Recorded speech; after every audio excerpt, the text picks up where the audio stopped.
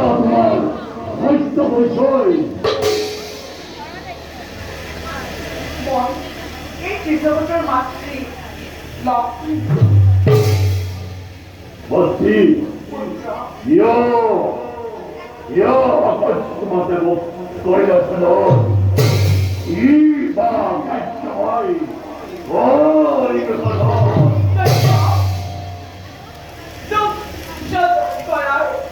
উদ্দেশ্য মহান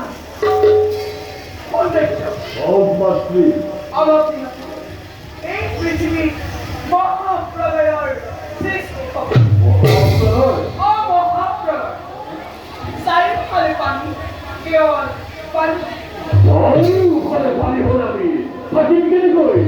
পানীৰ মাজত আমি জীয়াই থাকিম কেনেকৈ অসম্ভৱ অসম্ভৱ মাতৃ অসম্ভৱ মইতো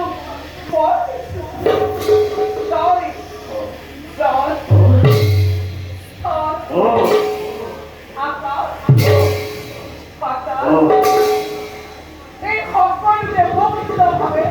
বিচৰণ কৰিব প্ৰভু বিষ্ণুৰ সুদৰ্শন চক্ৰ মহাদেৱৰ ত্ৰিশূলেও মৃত্যু ঘটাবলৈ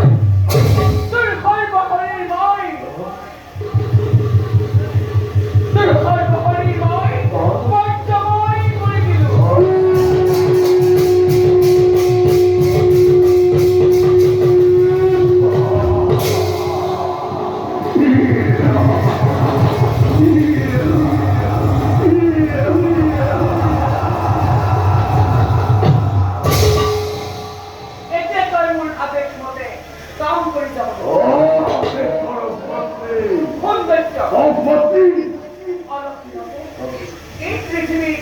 মহাপ্ৰলয়ৰ সৃষ্টি হ'ব চাৰিওফালে পানী কেৱল পানী পেট বেদাংগ সৃষ্টি সভ্যতা সকলোবোৰ পানীৰ তলত থাকিব আৰু সেইবোৰ নষ্ট হোৱাৰ আগতে তই অপুত্ৰ তই সকলোবোৰ সংগ্ৰহ কৰিব লাগিব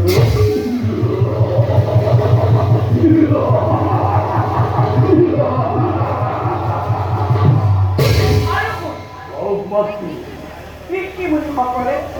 যাক যজ্ঞ কৰিবলৈ বেদ বেদান্ত একোৱেই নাথাকিব আৰু মহাপ্ৰলয় শেষ হ'লে তাৰ পিছৰ কল্পত মহাদপুৰবোৰে নিজৰ সভ্যতা বিস্তাৰ কৰিব পাৰিব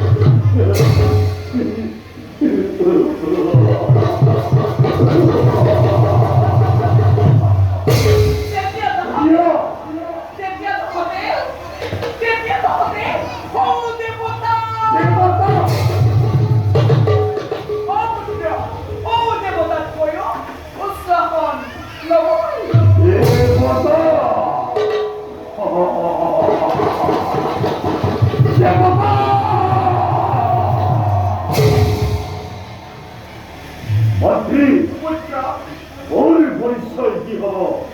আৰু কি নামে জনাটো সময় মাতৃ পুত্ৰ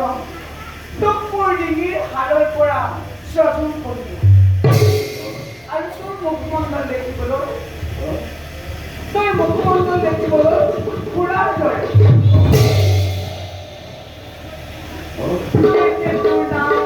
মোৰ নাম মাতৃ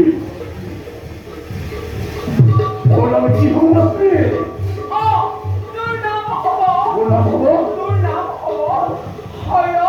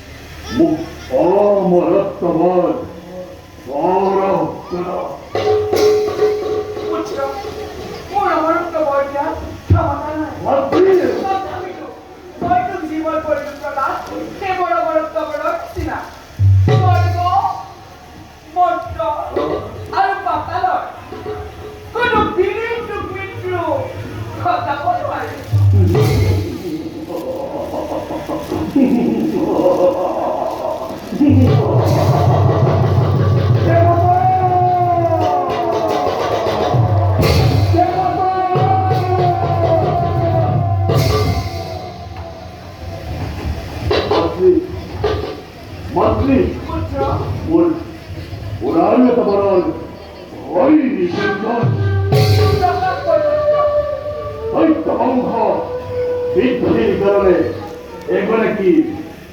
সুন্দরী বিবাহ দীপ্ত কন্যা মুখ পর পর